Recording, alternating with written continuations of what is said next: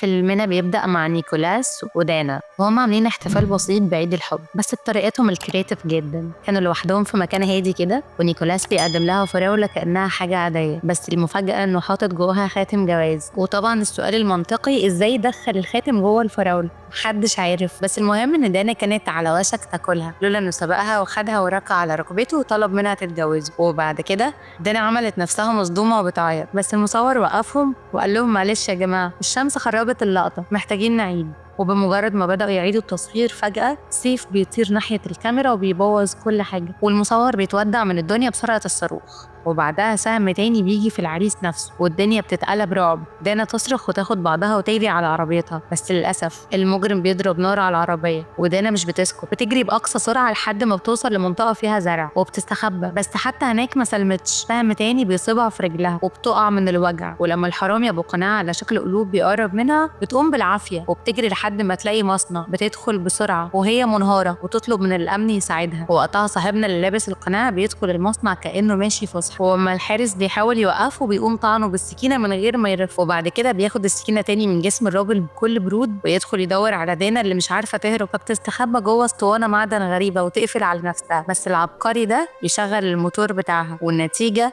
دانا حرفيا بتتحول لبفتيك. وبعد الكارثة دي الشرطة بتيجي والمكان كله بيتقلب، وبنشوف المذيعة في نشرة الأخبار بتقول إن بقالهم سنتين كل عيد حب بيظهر مجرم لابس قناع على شكل قلب، وكل ما يلاقي كابلز بيحتفلوا بيخلص عليهم. يعني من الآخر الراجل ده قرر يوفر علينا تكاليف الفالنتاين ويخلصها من جذورها، وبيقال إنه خلص على ناس كتير في بوسطن وفيلادلفيا. وفي الآخر المذيعة بتوجه رسالة للمرتبطين وبتقول لهم يا جماعة خفوا الرومانسية اليومين دول عشان ما تتحولوش لضحايا الحب. ومن هنا بننتقل لبطلتنا إيلي السنجل البائسة، وهي قاعدة تقلب في صور الإكس بتاعها في الموبايل، باينة عليها متأثرة جدا، وخصوصا إن أول ما طلبت ينفصلوا الراجل وافق من غير نقاش وكمل حياته عادي وتحب تاني. وصاحبتها مونيكا كمان مش سايباها في حالها وبتقولها يا بنتي هو في بنت عندها 25 سنة سنجل غيرك؟ وطبعا إيلي بتتحرج، وساعتها بنلاقي في الكومنتات بنت عندها 25 سنة بتقول أنا هنا ما تجيش عليا. بس إيلي بتحاول تقنع نفسها إنها مش مهتمة بالحب وإن كل قلقها عشان مدرسة كريستال، اللي بالمناسبة مش زيت، لا دي مديرة شركة الإعلانات اللي شغالة فيها، عاملة اجتماع مهم عشان تقول رأيها في الحملة اللي إيلي جهزتها. وموني بتقول لها ما تخافيش أنا في ظهرك. وفجأة الجرس بيرن والويتر بينادي على طلب إيلي، فراباتشينو بالشوفان والبنجر، حاجة كده تقلب المعدة تخلي الواحد يسكن في الحمام أسبوع. وهنا بيظهر شاب كيوت جدا وبيقول الطلب ده بتاعي، بس إيلي بترد عليه مستحيل، ده مفيش حد بيحب العك ده غيري، أنا أصلا عكاكة وبموت في الحاجات الغريبة. وفعلا الويتر بينادي على نفس الطلب، فإيلي بتتفاجئ جدا وبتتلخبط كالعادة، والسكر بيقع منها على الأرض، وبيركعوا هما الاتنين يلموا وراسهم بتخبط في بعض، وبيقوموا يلموا السكر تاني، بس المرة دي إيلي تدي الشاب الكيوت بالراس في مناخيره وبتجيب دم. وبعدها إيلي بتتلبش وبتحس بإحراج فظيع، فبتاخد بعضها وتجري بره الكافيه من غير ما تبص وراها. وبعد كده بنشوف كريستال في الاجتماع وهي بتعرض على الفريق فيديو الحملة الإعلانية اللي إيلي كانت شغالة عليها، واللي بصراحة كانت بايخة جدا. وساعتها كريستال بتبتدي تهزق في إيلي، ولما مونيكا بتحاول تدافع عنها بتقولها بكل برود نقطينا بسكتك وقعدي مكانك. ووقتها كريستال بتعلن انها جابت خبير سوشيال ميديا جديد اسمه جاي عشان ينقذ الشركه من الغرق ويعمل لهم حمله جديده. واول ما جاي بيدخل القاعه إيلي بتتجمد في مكانها، لانه ببساطه نفس الشاب اللي جابت مناخيره دم في الكافيه، فبتهمس لنفسها خلاص كده دي النهايه، انا كده مرفوضه رسمي. وفي نفس التوقيت بنروح للمحققه سو وشريكها الهبيل وهم في طريقهم للمصنع، ولما بيوصلوا بيلاقوا المكان مكركب والقاتل سايب لهم قلب معمول بالدم وحاطط قلب دانا في النص، وبيكتشفوا كمان خاتم جواز مكتوب عليه حرف جي واس، وده ملوش اي علاقه باسامي العروسه والعريس اللي اتقتلوا. والمصيبه ان دانا ملهاش اي اثر غير خصله من شعرها وحته من جلدها. وبنرجع تاني للشركه وهناك كريستال بتقول لإيلي انها مرفوضه، بس عقدها فيه 6 شهور كمان، فهتشتغل بالشروط الجديده من غير نقاش، ولو رفضت هتحطها على البلاك ليست وكل الشركات هتقفل بابها في وشها، فبتضطر توافق. وبعد كده تدخل الحمام مع مونيكا وتفضل تعيط وتندب حظها. وفي اللحظه دي جاي بينادي عليها وبيقول لها انه عايز يقابلها بالليل. هي في الاول بترفض، لكن لما بيعرفها انه عشاء عمل عشان يناقشوا فيه الحمله الجديده بتوافق. وبعدها هي ومونيكا بيروحوا كافيه تاني، ومونيكا بتقنعها انها لازم تغير من لبسها وتشيل هدوم العواجيز اللي لابساها دي وتلبس حاجه شبابي كده تشد العين، فبياخدوها على محل لبس مشهور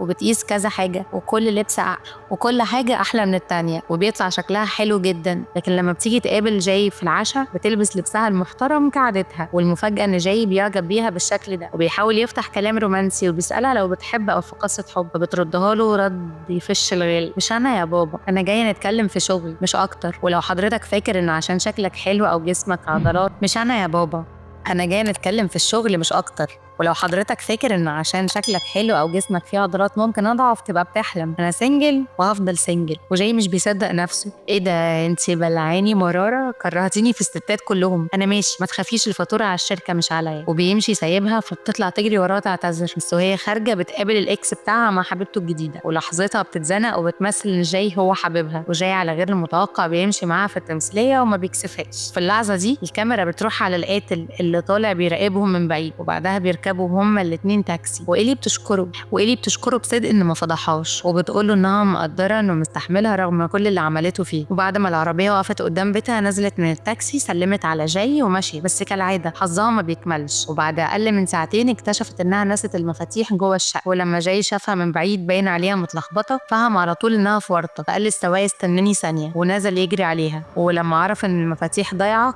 قام رايح كاسر الشباك اللي في الباب بإيده وفتح لها، وطبعا إيده اتعورت جامد. أخدته بسرعة عشان تنضف له الجرح، وبدأت تروق الشقة اللي كانت عاملة زي القنبلة، هدوم في كل حتة ومكان ما يتقعدش فيه. فاضطر جاي يقعد على السرير جوه أوضة النوم. ساعتها قالت له بجدية: بص يا جاي، احنا زمايل بس، وانا هطهر لك الجرح وامشي فورا. فرد عليها وهو بيضحك: يا ستي ماشي، وانا قلت لك اقعدي. جابت علبة الاسعافات الاولية وبدأت تنضف له الجرح، وكان باين عليها انها مش طايقة تشوف الدم. وساعتها بنعرف انها كانت في كلية الطب، بس سابتها عشان عندها فوبيا من الدم. وهي بتفتح الدولاب تدور على حاجة فجأة لقيت وش المجرم في وشها، صرخت وقفلت الباب بسرعة، بس المجرم زق الباب بعنف وحاول يدخل. وقتها إيلي مسكت الأباجورة وهبدته بيها بكل قوتها، وبعد كده هي وجاي جريوا من الأوضة وقفلوا الباب بالحزام عشان يمنعوه يدخل. لكن المجرم ضرب الباب بالسكينة وكسره، قاموا طالعين يجروا من الشقة ومن العمارة كلها. ولسه هي وجاي نازلين يركبوا التاكسي، المقنع ضرب السواق بالنار ومات في ساعتها. فإيلي كانت مرعوبة وقالت للمقنع: بص، احنا مش مرتبطين ولا حاجة، وانا اصلا عندي عقدة من الارتباط،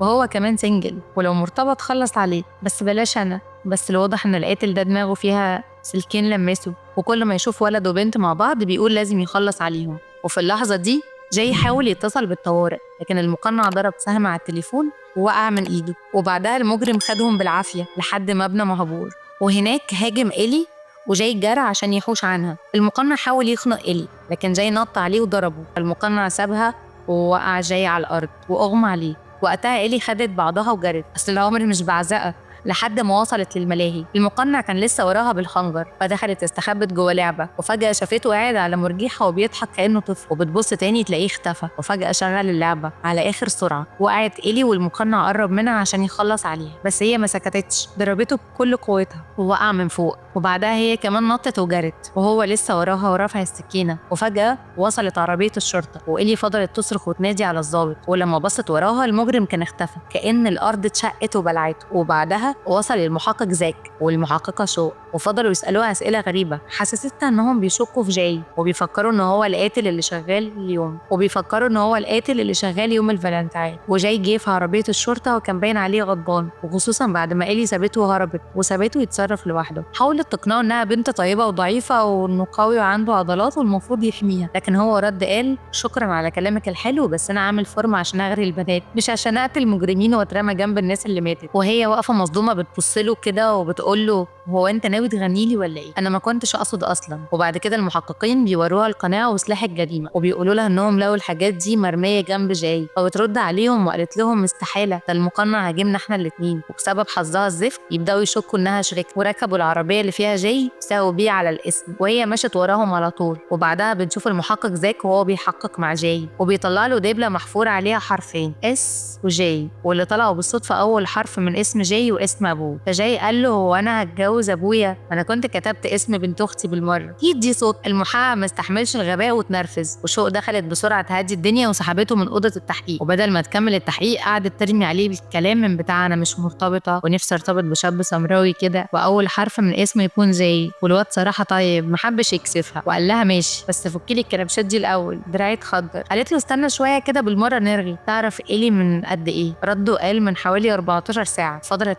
بتحسب فرصها معاه. وفي نفس الوقت إيلي كانت بتسأل النبطشية كارول عن جاي، بس كارول ما كانتش مهتمة بحاجة غير إنها تحل كلمات متقاطعة. وبيظهر في المشهد ديفيد مهندس الاي تي اللي كان بيصلح السيستم، وبيعرف إيلي لأنهم كانوا مشتركين في ابلكيشن تعارف، بس هي نكرت معرفتها بيه وقالت له معرفكش. ولما حاول يعزمها على عصير نفضت له واديته الوش الخشب، حس بالإحراج ومشى. وبعدها إيلي قدرت تقنع كارول إنها تدخل تطمن على جاي، وفعلا دخلت أوضة التحقيق وسألت شو خلصتي معاه؟ قالت لها لا لسه شوية، وسمعت صوت جاي جوه، فمسكت العلم اللي موجود في المكان وقربت من الباب. ساعتها كارول وشو شافوها وسألوها بتعملي ايه؟ قالت لهم بحيي العلم، بقالي كتير محيتوش. وفي اللحظة دي إيلي بتحاول تقنع شو إن جاي بريء، وبتأكد لها إنهم مش مرتبطين ولا حاجة. بس فجأة الكهرباء قطعت والدنيا بقت مرعبة، وظهر المطرطش الحبوبة بعيون بتنور في الضلمة، وفجأة راح مغرز العلم في كارول وعيونه الحمراء بدأت تنور وبيشوف في الضلمة عادي. وقتها إيلي وشو جريوا بأقصى سرعة، وشوق ضربت عليه نار. ولما جاي سمع الضرب اتوتر، وزاك سابه وخرج يدور عليه من غير ما يفك الكلبشات. بس اللي حصل ان المجرم هو اللي سبق ولقى زاك وروق عليه. في نفس اللحظة إيلي كانت بتدور على جاي، ولما نادت عليه رد، بس الباب كان مقفول ومعرفتش توصله، فطلب منها تجيب مفاتيح الكلبشات من عند زاك. ولما ما ردتش افتكر انها سابته تاني وهربت. وفجأة المطرطش دخل أوضة التحقيق ومعاه سكينة، وجاي كان الكلبش مربوط في الترابيزة، ففضل يلف حواليها زي المجنون. وفي نفس اللحظة إيلي ضربت نار على الإزاز اللي بين أوضة التحقيق والمراقبة، وبعدها ضربت نار على المجرم جرى. وإيلي طلعت المفاتيح اللي سرقتها من زاك وفكت الكلبشات، وقالت له ما تتعودش بقى، وبلاش سقف توقعاتك يعلى، لو كنت لقيت كلب بلدي مكانك كنت فكيته برضه. فرد وقال لها ارحمينا يا شيخة، بقك بينقط زبالة، ده حتى عشان تلاقي حد يعبرك. فهمت دلوقتي الإكس بتاعك خال عليه. وبعدها طلعوا يجروا من القسم، وفجأة عربية كانت هتخبط إيلي، فجاي نط وأنقذها. بس اللي حصل إن الحبوب شافهم واتأكد أكتر إنهم كابلز، فقالك نخليها رسمية وبدأ يطاردهم. وهم فضلوا يجروا لحد ما وصلوا لسينما السيارات، والمكان ده بقى مليان كابلز حلوين كده يخطفوا القلب. والمقنع أول ما شافهم حس إنه في سوق حر، دخل يشطب على أي كابلز يقابله. وبعدها جاي وإيلي دخلوا يستخبوا في عربية، وجاي قال لها يلا نهرب، بس إيلي رفضت. قالت له إنهم السبب إنهم اتعرفوا على الكابلز الغلابة دول ولازم يواجهوه سوا. ومن هنا بدأوا يتفقوا مع بعض وقرروا يواجهوه بعد شد وجذب. قدروا فعلا يخلصوا عليه. ولما إيلي شلت القناع من على وشه اتصدمت، لقيت قدامها طفل صغير. وبعد كده كالعادة البوليس والإسعاف وصلوا بعد ما كل حاجة خلصت. وساعتها جاي حاول يعبر عن مشاعره، بس إيلي صدته، فقال لها إنه رايح على المطار ومش ناوي يرجع تاني. وفي نفس الليلة كانت إيلي قاعدة في بيتها، وكل شوية تفتكر ضحكته وكلامه. وساعتها عرفنا إنها وقعت في حبه من غير ما تحس. ووقتها صاحبتها كلمتها وقالت لها شنكلتيه ولا لسه؟ فردت إيلي وقالت لها عيب عليكي، انت عارفة إن طفشة. بس صاحبتها فضلت تحفزها وتقول لها تروح المطار وتعترف له بحبها قبل ما تندم العمر كله. وفعلا إيلي أخدت بعضها وطلعت تجري على المطار، ودورت عليه كتير بس ما لقيتوش. والمفاجأة بقى جالها مكالمة من رقم غريب، وكان المتصل هو المقنع، وقال لها إن جاي معاه، وطلب منها تيجي كنيسة الفالنتين لوحدها، وهددها إنها لو جابت أي حد معاها هيخلص عليه، وخلاها تسمع صوته عشان تتأكد. وبعدها إيلي طلعت جري على الكنيسة، ولما وصلت لقت جاي مربوط وحالته يرثى لها، والمقنع واقف وراه. والمفاجأة الأكبر بقى لما شال القناع طلع ديفيد مهندس الاي تي، وقال لهم إنه مش لوحده، في نسخة تانية منه. ودي طلعت مين؟ شوق المحققة، واللي اتضح إنها قابلته من 10 سنين في شات روم. ولما اتكلموا اكتشفوا إن بينهم حاجات كتير مشتركة، أهمها إن هما بيحبوا الصيد والقتل بدم بارد. من هنا حبوا بعض واتجوزوا. وساعتها إيلي سألت شوق أمال أنا خلصت على مين؟ فرد عليها ديفيد وقال لها ده واحد مهووس بيا وكان مزهقني، خلصت عليه. وبعد كده إيلي طلبت منهم يسيبوا جاي، وقالت لهم إنهم مش كابلز ولا أي حاجة. وفعلا شو وضحت لها إنهم أصلا كانوا ناويين يقتلوا الإكس بتاعها حبيبتها، بس لما شافوها مع جاي قدام المطعم غيروا خطتهم. وهنا شو قالت لها إن السلاح اللي جنبها فيه طلقة واحدة، ولازم تختاري إما تقتل جاي وده يثبت إن كلامها صح وإن مفيش حاجة بينهم، وساعتها هيسيبوا لها حياتها، يا إما تقتل نفسها. وساعتها إيلي قالت لهم إنها كانت بتهرب من الحب طول عمرها، لأنها كانت شايفة إنه ممكن يدمرها. لكن ليلة واحدة مع جاي غيرت كل حاجة، واعترفت له إنها بتحبه وبتموت في دباديبه دبدوب دبدوب، ووجهت السلاح على راسها. وجاي بدأ يصرخ لكن فجأة إيلي خدعتهم وضربت شوق بالنار، وساعتها فكت جاي، لكن شوق طلعت لسه فيها الروح وهجمت عليها. وفي نفس الوقت ديفيد حاول يسحب جاي، لكن جاي قدر يضربه بسهم، وشوق بدأت تضرب إيلي. وقبل ما تخلص عليها إيلي استغلت إنها كانت بتدرس طب، وخدت حتة مكسورة من السهم ورشقتها فيها، وقدرت تخلص عليها في الآخر. وجاي خلص على ديفيد كمان. وبكده القصة خلصت يا صديقي، نهاية فيها حب، دم، وسهم نصه مكسور. ما تنساش تشترك في القناة وتعمل لايك لو الفيلم عجبك.